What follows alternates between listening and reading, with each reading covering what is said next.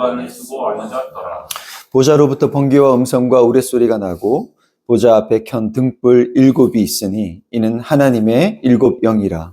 보좌 앞에 수정과 같은 우유리 바다가 있고 보좌 가운데와 보좌 주위에 네 생물이 있는데 앞뒤에 눈물이 가득하더라. 그 첫째 생물은 사자 같고 그 둘째 생물은 송아지 같고 그 셋째 생물은 얼굴이 사람 같고 그 넷째 생물은 날아가는 독수리 같은데 네 생물은 각각 6 날개를 가졌고 그 안과 주위에는 눈들이 가득하더라. 그들이 만나 쉬지 않고 이르기를 거룩하다 거룩하다 거룩하다 주 하나님 곧 전능하시며 전에도 계셨고 이제도 계시고 장차 오실 이시라.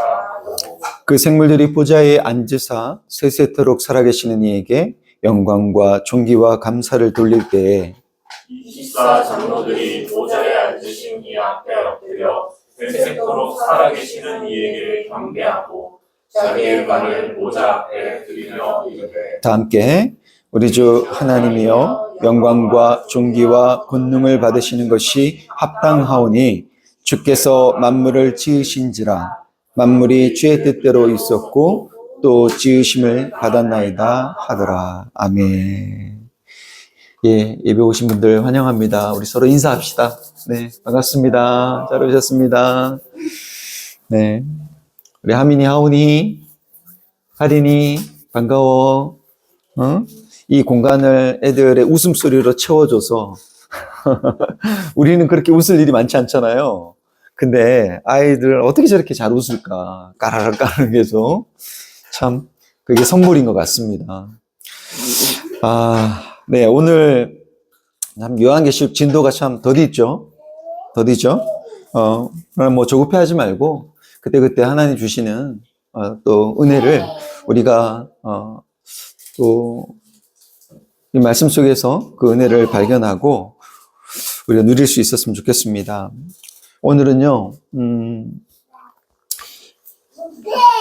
이 제목 한번 같이 읽어봅시다. 시작. 보좌에 앉은 24 장로. 예, 제목이 참 난해하죠. 24 보좌에 앉은 24 장로. 여러분, 지난주 우리는 기억하시죠? 무지개를 두르고 있는 보좌에 앉으신 보석 같은 하나님에 대해서 우리가 나누었습니다. 네. 요한의 환상을 통해서 이것이 무엇을 의미하는지를 우리가 살펴봤죠. 그 보석이 창조와 그리고 타락과 구속의 역사 속에서 빛나고 있는 것을 우리가 봤습니다.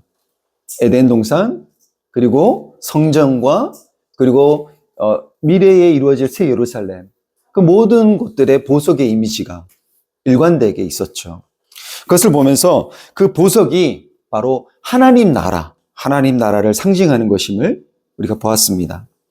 그리고 약속의 상징인, 언약의 상징인 그 무지개를 두르고 있는 보좌를 보면서 자기 백성과 맺으신 그 언약을 지키시면서 그 하나님 나라를 완성해 가시는 하나님의 비전을 이 요한의 환상을 통해서 우리는 볼 수 있었습니다.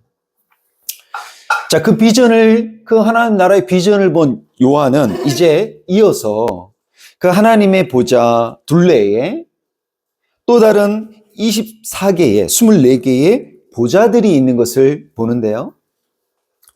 그 보좌들에는 누가 앉아 있습니까?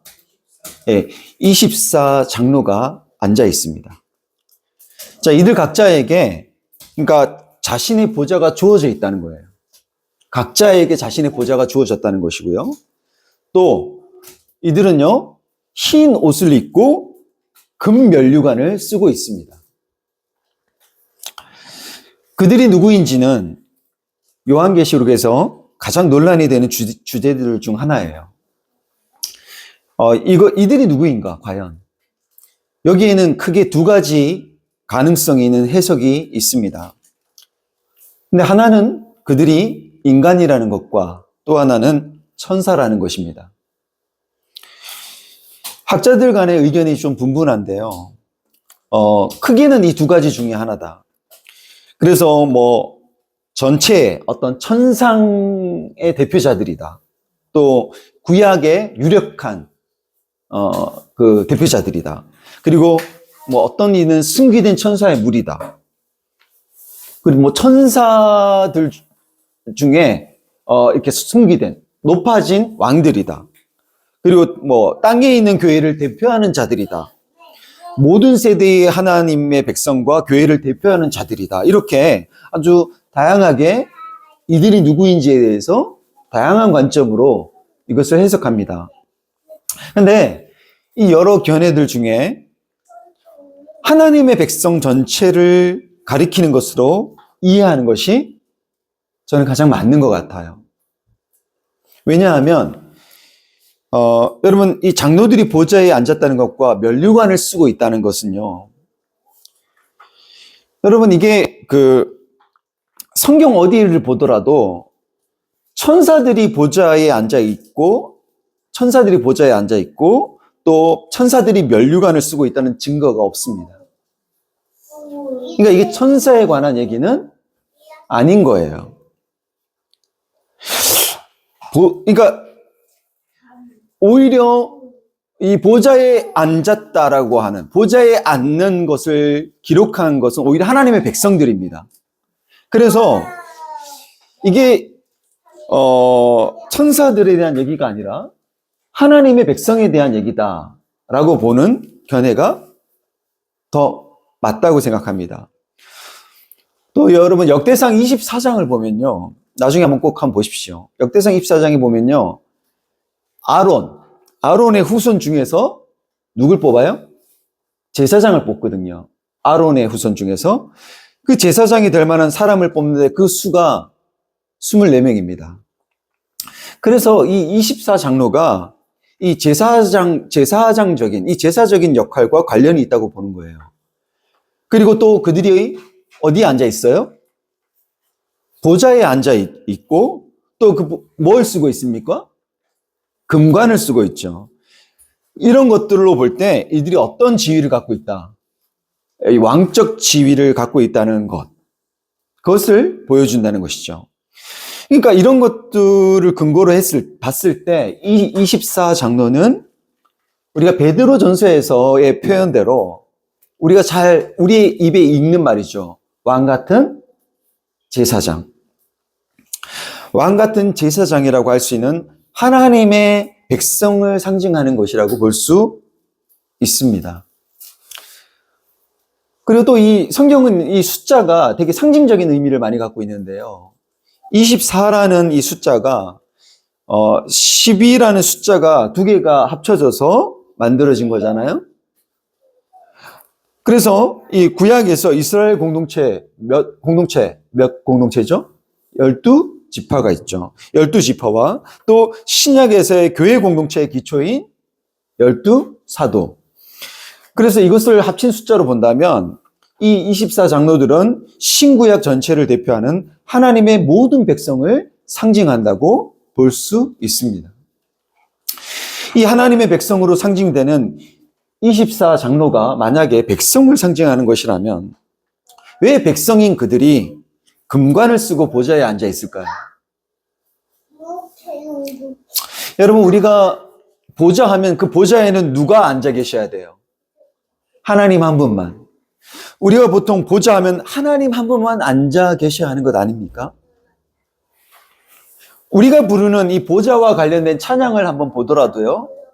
여러분 보좌에 앉으신 하나님을 경배하면서 찬양하는 가사는 있어도 우리가 보좌에 앉아 있을 것에 대한 기대를 담은 찬양은 하나도 없습니다. 한번 보십시오. 제가 보좌에 관련된 찬양 찾아봤는데 빛나고 높은 보좌와 그 위에 앉으신 그 보좌에 앉으신 하나님 찬양하는 노래죠. 예? 주의 보좌로 나아갈 때에 기뻐 찬미 소리 외치고 그 보좌에 앉아 계신 하나님을 그냥 찬양하는 이런 고백의 찬양이죠. 우리 보좌 앞에 모였네 함께 주를 찬양하며. 여기서도 보좌 앞에 모여서 그냥 그 보좌에 앉으신 그분을 찬송하는 이 고백이 담겨져 있는 찬양. 또 주의 보좌로 나아갈 때 어떻게 나가야 할까? 주께서 높은 보좌에 앉으셨는데 주님이 앉으셨지 우리가 그 자리에 앉진 그런 고백은 없어요. 하나님의 자녀여 크게 찬송 부르며 밝고 거룩한 길로 기쁨으로 나아가 주의 보좌 앞으로 속히 들어가겠네. 주님께 영광 할렐루야. 그렇게 보좌 앞에 나가서 우리가 그분을 찬송하는 이런 고백조의 노래들만 가득하죠.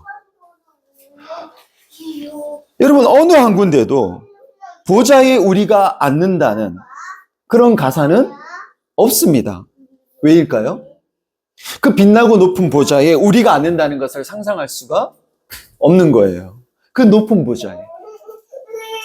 그렇기 때문에 우리는 오히려 우리가 이 계시록 10절에서처럼 24장로들이 지금 보좌에 앉으신 이 앞에 엎드려서 세세토록 살아계신 이에게 경배하고 자기의 관을 보좌 앞에 들이며 찬양하는 이 모습, 이것이 우리에게 더 자연스럽고 당연한 그림인 것이죠.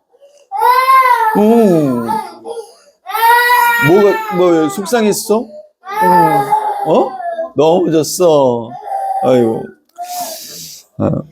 자, 하민이 괜찮아? 그러니까 이게 여러분 우리에게 사실은 이렇게 찬양하는 이게 우리에게 더 자연스러워요. 당연한 그림이에요. 그러나 정작 하나님은 오늘 이 요한계시록에서 요한이 본 환상을 통해서 하나님이 우리에게 보여주시는 건 하나님이 앉으신 것과 같은 그 보좌, 그 보좌에 하나님의 백성을 앉게 하시는 분이라는 거예요. 여러분 이게 상상이 되십니까? 하나님이 앉으셨던 오늘 요한계시록 보좌와 이 24장로들이 앉는 이 보좌가 같은 보좌라는 용어예요. 아니, 이게 상상이 되시냐고요? 이 세상 어느 왕이 자기와 같은 자리를 백성에게도 내어준답니까? 세상 어떤 권력이 그 권력을 자기 백성에게 돌려준답니까? 여러분, 보기 어려워요. 오히려 자기의 권력을 강화시킬 거기에만 막 골몰하지 어찌 그 권력을 나눈다는 그런 생각을 하는 그 왕들을, 통치자들을 우리가 보기가 어렵지요. 그러나 오늘 요한의 환상을 통해서 보는 하나님은 그런 왕이십니다. 예수님은 여러분 공생애 동안 12제자에게도 다음과 같은 말씀을 하신 적이 있어요. 한번 봅시다. 마태복음 19장에 보면 예수께서 이르시되 내가 진실로 너희에게 이르노니 세상이 새롭게 되어 인자가 자기 영광에 어디 앉을 때? 보좌에 앉을 때에 나를 따르는 너희도 어디에 앉아? 12보좌에 앉아. 나를 따르는 너희도 12보좌에 앉아 이스라엘 12지파를 심판하리라. 보세요. 인자가 자기 영광의 보좌에 앉을 때에 그분을 따르는 제자들도 12보좌에 앉게 하신다는 겁니다. 보좌 옆에 세워만 줘도 너무 영광스러운 일일 텐데 각자에게 앉을 보좌를 주십니다. 12제자 각자에게. 여러분 세상에 이런 왕은 없습니다.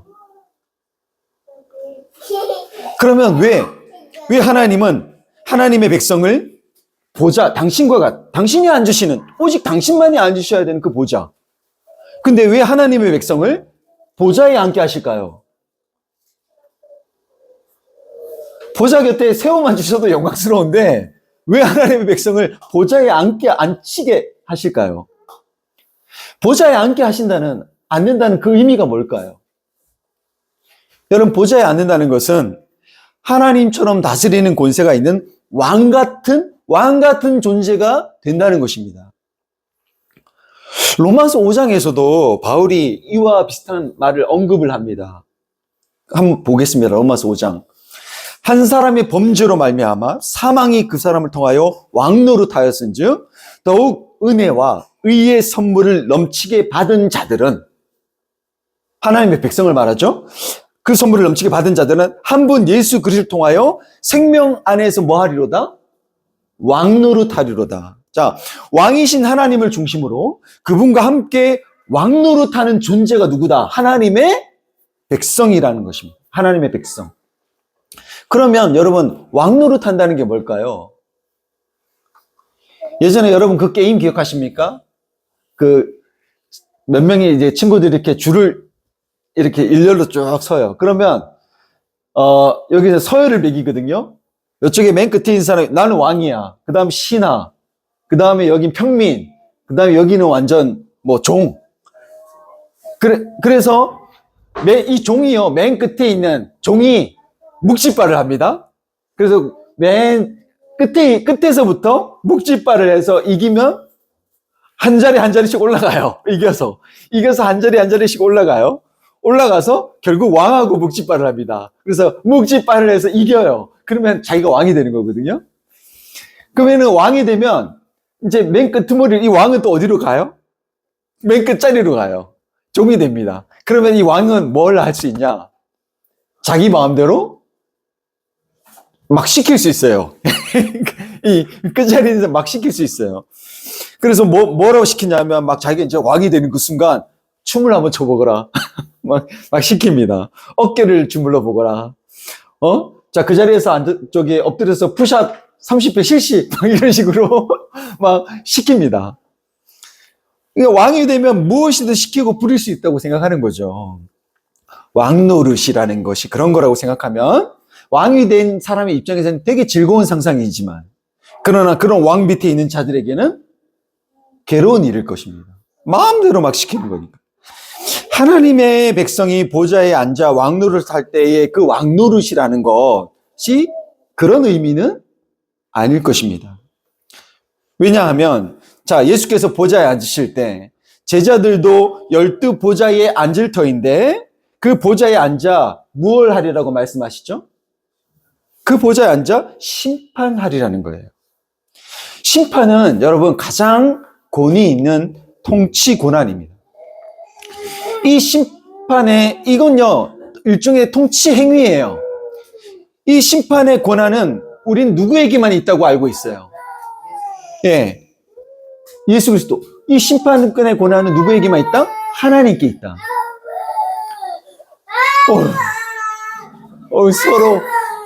서러워. 왜 그랬어, 민아? 아유, 아무도 안 그랬어. 자, 여러분. 이것은요, 통치행위거든요. 심판이라는 건. 근데 이 고난은 오직 우린 하나님께 있는 걸로 우린 알아요. 그런데 예수께서 지금 그 고난을 누구에게 주겠다? 제자들에게. 이것은 근데 우린 지금 놀라겠지만 이게 놀랄 일이 아닌 것이요. 이게 처음 있는 일도 아닌 것이요. 여러분, 창세 때 아담에게 이미 주셨던 고난입니다. 하나님은 당신의 형상대로 사람을 만드시고 사람에게 피조 세계를 다스릴 고난을 주시죠. 고난. 통치권을 주세요. 그러나 아담은 그것에 실패하였고요. 그 이후로 인간에게 부여된 이 통치권은 남용되고 오염되었습니다. 그래서 하나님은 그의 아들 예수 그리스도를 통해서 실패한 인간을 다시 회복시키려는 계획을 시작하시죠. 그렇게 우리 안에서 그렇게 해서 이미 시작된 하나님 나라, 그리고 마침내 완성될 그 하나님 나라에서 당신의 백성들에게 다시 그 고난을 주겠다 하십니다. 그래서 당신이 원래 의도하셨던 그 통치가 구현된 세상, 사자와 어린 양이 함께 놀며 뒹구는, 어린아이가 독사굴에 손을 넣어도 물지 않는 그런 아름답고 평화로운 세상이 되기를 하나님은 지금도 원하십니다. 하나님의 백성으로 대표되는 이 24 장로들이 금관을 쓰고 보좌에 앉았다는 것은 지금 하나님께서 자기 백성들에게, 그 하나님의 백성으로 대표되는 그들에게 그 권한을 주셔서 그 새로운 세상을 당신의 백성들과 함께 다스리겠다고 하는 거예요. 내가 내 백성들과 함께 다스리겠다. 즉, 이 말은 뭐 하지 않겠다. 하나님께서 뭐 하지 않겠다. 독재하지 않겠다. 그분이 전능자라고 해서 마음대로 독재하지 않겠다는 거예요. 여러분, 독재는 하나님의 성품과 거리가 멉니다. 우리는 그분이 삼위 하나님이신 것만으로도 그분이 독재하는 분이 아니구나 라는 걸 알 수 있죠. 예상할 수 있죠. 그분은 세 분이 함께 긴밀히 논의하고 상의하며 구원의 역사를 만드시고 이루어 가셨습니다. 우린 그분이 삼위 하나님이신 것만으로도 그분이 독재하시는 분이 아니구나 알 수 있습니다. 그런데도 여러분, 우리가 성경을 통해 알 수 있듯이 사사시대 때 이스라엘 백성들, 그런 하나님이 그들의 왕이셨음에도 불구하고 이 이스라엘 백성들은 카리스마 있는 강력한 인간 지도자를 원했죠. 왕을 원했죠. 그런 것처럼 지금 여러분, 오늘날 지금 세계에 민족주의가 기승을 부리면서 다시 자기 민족을 위대하게 할 강력한 지도자를 원하는 기류가 점점 더 대세가 되어가고 있다고 해요. 나라마다 강력한 지도자를 원한다고 합니다. 반대로 그렇기 때문에 지금 이 민주주의가 위기에 처해 있다고들 진단하고 우려합니다.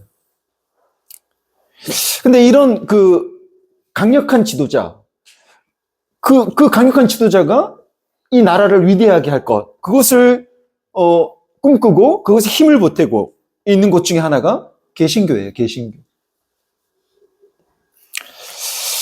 개신교가 그런 어떤 입장과 태도를 보이기 쉬운 것은요, 여러분, 하나님을 절대자로 믿잖아요. 그리고 절대 순종, 우리 옛날 많이 했죠. 절대 믿음, 절대 순종, 그것을 미덕으로 삼고 가르쳐 왔기 때문입니다. 그래서 하나님의 대리자로 보이는 카리스마 있는 목회자에게 절대 순종하는 것도 문제되지 않습니다. 그걸 아주 좋은 믿음으로 봐요.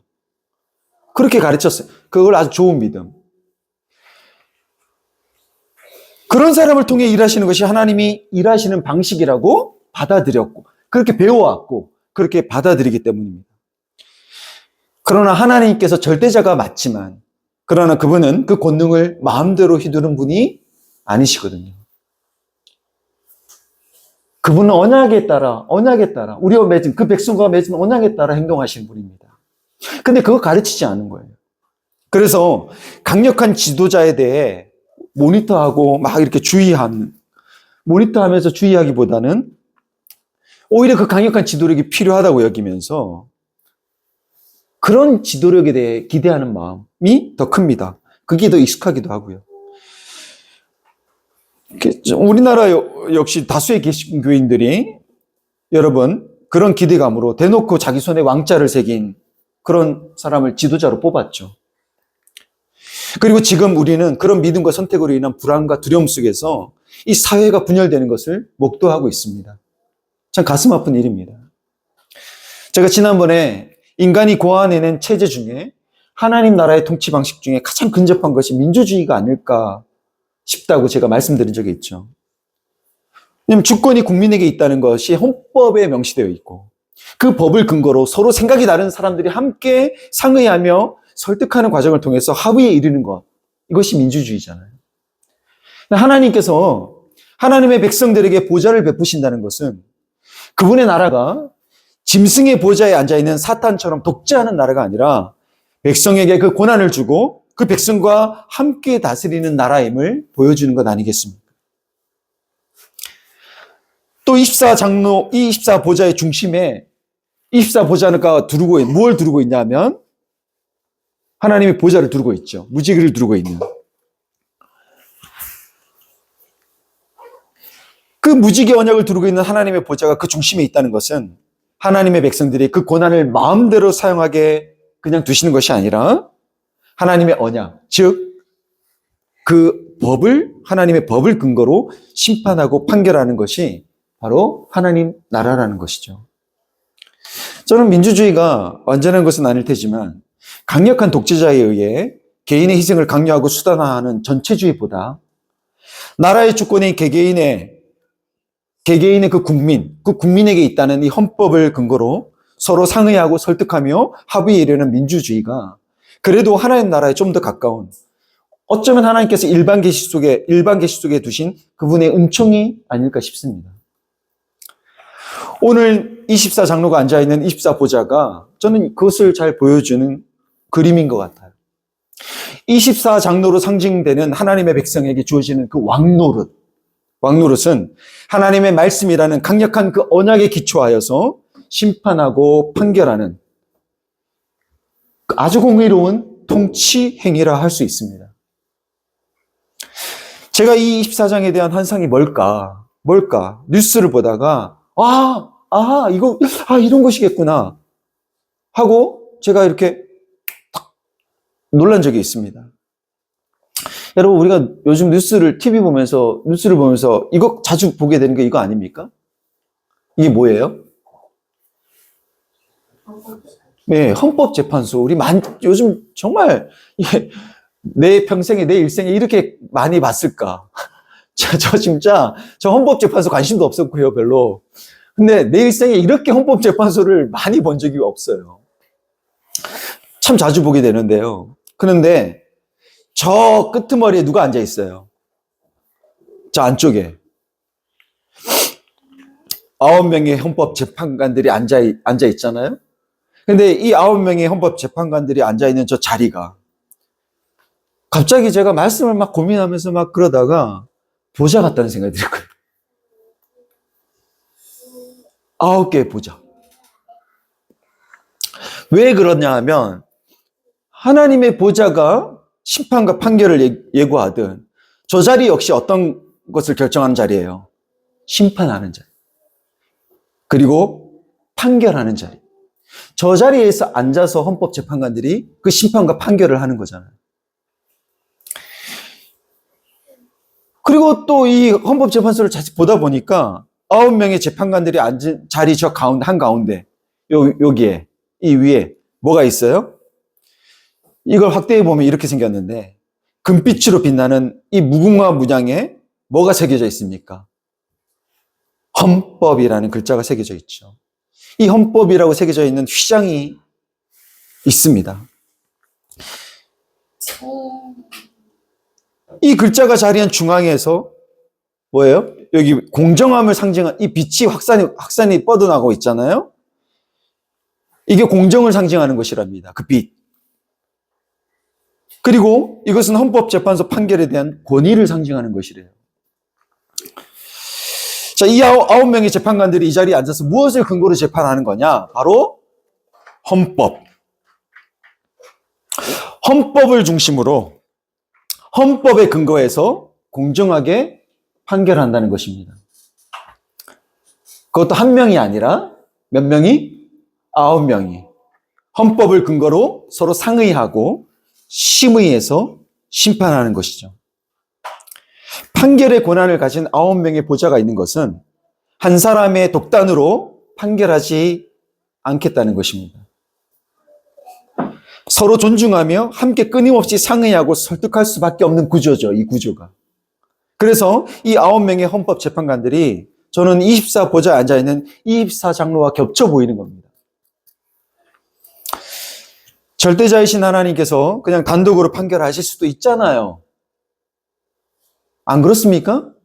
하나님이 그 공의로운 판단, 그분이 하실 수 있잖아요. 그런데도 24개의 보좌를 베푸셨고, 그리고 그 보좌에 24장로를 앉게 하신 것은 하나님께서 당신의 백성과 함께 다스리며 판결하기를 원하신다는 것, 그리고 세상을 다스리기를 원하신다는 것, 그것을 보여주는 아주 강력한 그림이 아닐까 싶어요. 여러분, 우리에게도 저마다의 보좌가 다 있습니다. 우리의 보좌에는 누가 앉아 있을까요? 저마다 우리의 보좌에 누가 앉아 있을까요? 자기 자신, 내가 앉아 있습니다. 우리는 이 세상을 나 중심으로밖에 볼 수 없기 때문이에요. 그렇지 않습니까? 세상이 누구를 중심으로 돌아가요, 지금? 나를 중심으로 돌아가지 않습니까? 우리는 그렇게밖에 생각할 수가 없어요.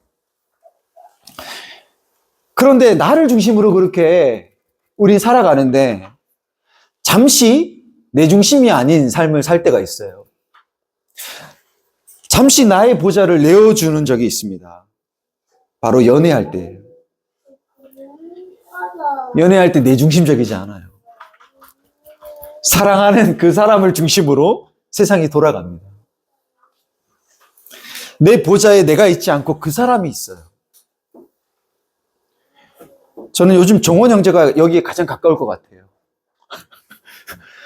나를 중심으로만 살아왔는데 이제 나를 중심으로 살지 않아.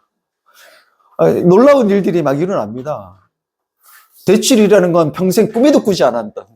내 사전에 대출이라는 건 없는 사람인데 그녀를 위해서 예? 그거 합니다. 내 삶의 중심에 완전히 들어와 버려요. 그렇게 돌아가요. 가장 중요한 보좌를 기꺼이 내어주었기 때문에 우리가 어떤 생각을 해요? 아, 이 사람의 중심에 내가 있구나. 이 사람의 마음속에 그 중심에 내가 있구나. 이런 착각을 해서 결혼을 합니다. 그러나 잠시죠. 딱 콩깍지가 벗겨지기 전까지만이에요. 벗겨지면 다시 쌈박질합니다. 네가 맞냐, 내가 맞냐. 왜 이렇게 됩니까? 내가 내어줬다고 생각했던 그 보좌에 다시 내가 앉아있는 현실로 돌아오기 때문이에요. 그게 현실이에요. 어쩔 수 없습니다. 우리 모두가 각자만의 보좌에 다들 자기 자신이 앉아있거든요. 다만 이 각자의 보좌를 존중하면서 서로 같이 상의하는 법을 배우면 전쟁은 싸움은 그치고 가정에 평화가 찾아옵니다. 그러니까 같이 다스리는 법, 공존하며 함께 살아가는 법을 배우는 거죠. 어떻게 그게 가능할까요? 여러분, 내 마음대로 할 것 같으면 혼자 살면 되잖아요. 안 그래요? 혼자 살면 되잖아요. 그런데 혼자 살면 되는데 결혼을 했잖아요. 결혼을 한 거잖아요. 결혼한 건 뭡니까? 서로가 함께 서로를 위해 살겠다고 뭐 한 거예요? 결혼한 건 서약한 겁니다. 서약한 거예요. 언약을 맺은 거예요. 이 약속을 깨뜨리면 법적 책임을 지겠다는 아주 무거운 서약인 거예요. 약속인 거예요.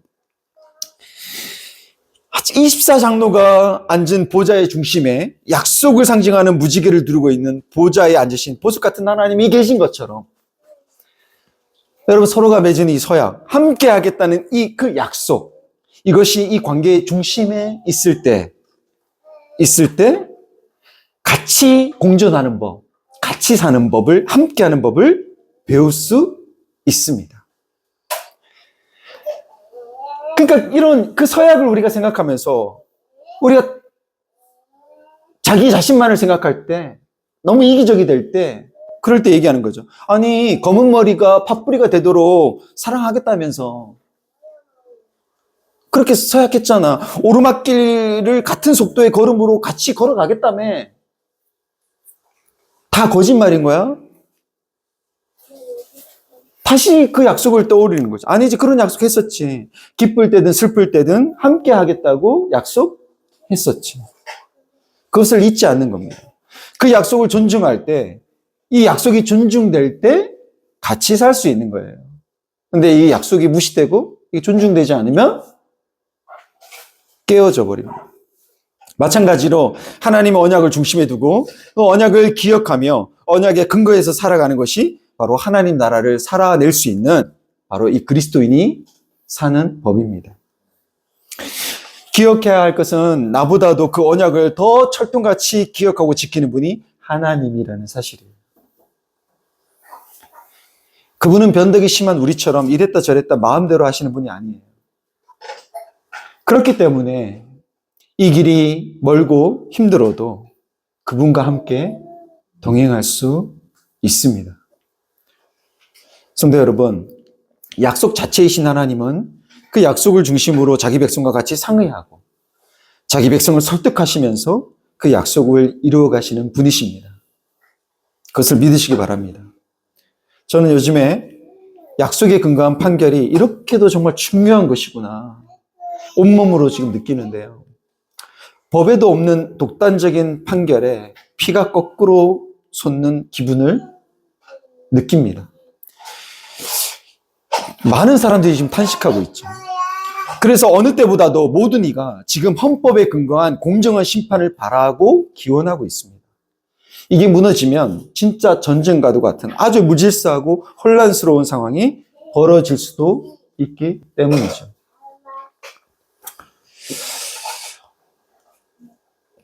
그러나 어쩌면 지금 우리의 이런 상태가 하나님을 떠나 깨어진 세상을 살고 있기 때문에 어쩌면 당연한 것이겠지만, 그래서 흔들리고 불안에 떨 수밖에 없는 그런 세상살이겠지만, 약속에 대해 흔들림 없는 그분에 대한 믿음으로 회복될 세상을 꿈꾸면서 우리 안에 이미 시작된 하나님 나라에서도 우린 지금 그 나라를 살아가고 있고요. 그리고 마침내 완성될 하나님 나라에서도 우린 그분과 함께, 그리고 24 보좌에 앉은 24 장로가 상징하는 하나님의 백성된 형제 자매들과 함께 생각이 달라도 하나님의 언약의 그 말씀을 근거로 서로 대화하면서 같이 분별하고 선악을 판단하며 주어진 시간과 물질과 자원을 다스리며 그분이 우리에게 주시려는 그 아름다움과 질서와 이 평화를 이루어가는 그런 교회, 그런 성도가 되시기를 우리 주 예수 그리스도의 이름으로 축원합니다.